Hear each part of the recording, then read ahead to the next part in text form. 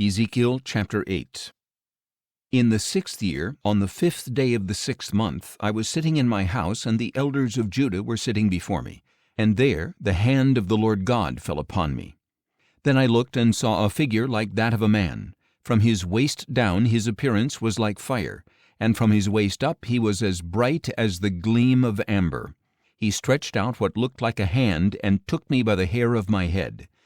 Then the Spirit lifted me up between earth and heaven and carried me in visions of God to Jerusalem, to the entrance of the north gate of the inner court, where the idol that provokes jealousy was seated.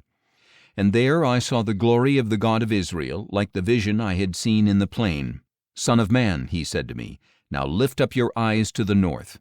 So I lifted up my eyes to the north, and in the entrance north of the altar gate I saw this idol of jealousy. "Son of man," he said to me, "do you see what they are doing, the great abominations that the house of Israel is committing, to drive me far from my sanctuary? Yet you will see even greater abominations." Then he brought me to the entrance to the court, and I looked and saw a hole in the wall.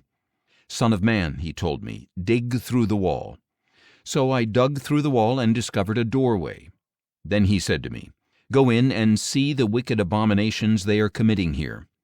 So I went in and looked, and engraved all around the wall was every kind of crawling creature and detestable beast, along with all the idols of the house of Israel.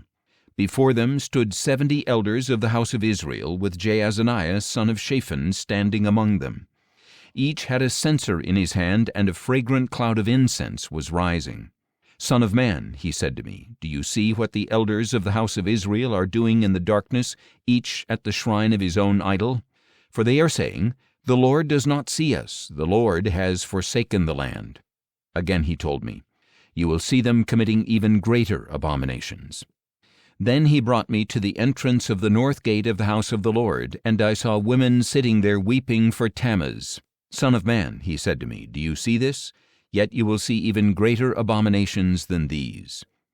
So he brought me to the inner court of the house of the Lord, and there at the entrance to the temple of the Lord, between the portico and the altar, were about 25 men with their backs to the temple of the Lord and their faces toward the east, and they were bowing to the east in worship of the sun. "Son of man," he said to me, "do you see this?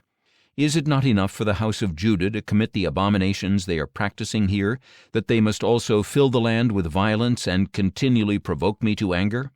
Look, they are even putting the branch to their nose. Therefore I will respond with wrath. I will not look on them with pity, nor will I spare them. Although they shout loudly in my ears, I will not listen to them."